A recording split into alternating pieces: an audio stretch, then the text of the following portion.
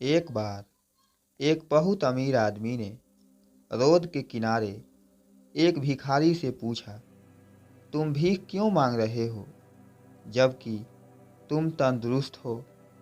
भिखारी ने जवाब दिया, मेरे पास महीनों से कोई काम नहीं है।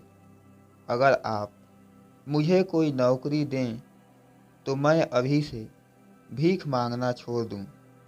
अमीर आदमी मुस्कुराया और कहा, मैं तुम्हें कोई नौकरी तो नहीं दे सकता, लेकिन मेरे पास इससे भी अच्छा कुछ है। क्यों नहीं तुम मेरे बिजनेस पार्टनर बन जाओ। भिखारी को उसके कहे पर यकीन नहीं हुआ और बोला, ये आप क्या कह रहे हैं? क्या ऐसा मुमकिन है? अमीर आदमी ने कहा, हाँ, मेरे पास एक चावल का प्लांट है। तुम चावल बाजार में सप्लाई करो और जो भी मुनाफा होगा उसे हम महीने के अंत में आपस में बांट लेंगे। भिखारी की आंखों से खुशी के आंसू निकल पड़े और बोला, आप मेरे लिए जन्नत के फरिश्ते बनकर आए हैं। मैं किस तरह से आपका शुक्रिया अदा करूं, मेरे समझ में नहीं आ रहा। फिर अचानक वो चुप हुआ और कहा, हम मुनाफे को कैसे बांटेंगे? क्या मैं 20% और आप 80% लेंगे, या मैं 10% और आप 90% लेंगे? जो भी हो, मैं तैयार हूँ और बहुत खुश हूँ।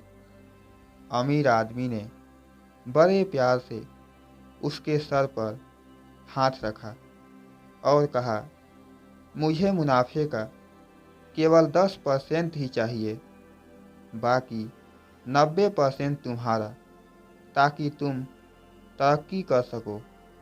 भिखारी अपने आंखों में आंसू लिए हुए बोला, आप जैसा कहेंगे मैं वैसा ही करूँगा।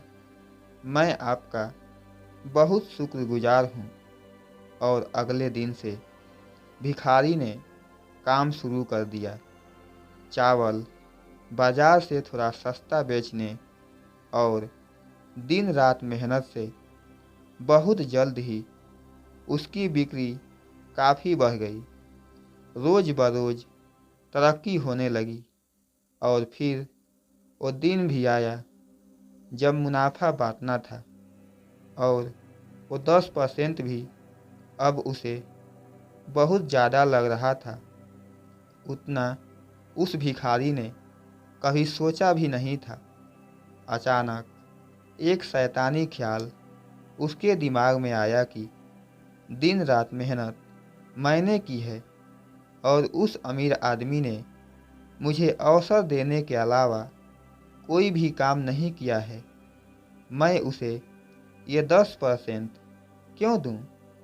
वो इसका हकदार बिल्कुल भी नहीं है।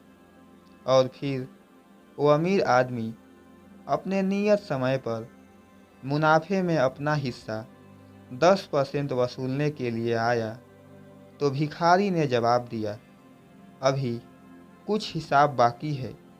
मुझे यहाँ पर नुकसान हुआ है और लोगों से कर्ज की अदायगी बाकी है। ऐसे शक्ल बनाकर उस अमीर आदमी को हिस्सा देने से टालने लगा।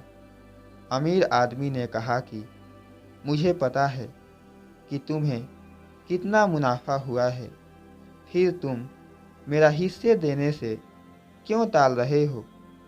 उस भिखारी ने तुरंत जवाब दिया, तुम इस मुनाफे के हकदार नहीं हो, क्योंकि सारी मेहनत तो मैंने की है।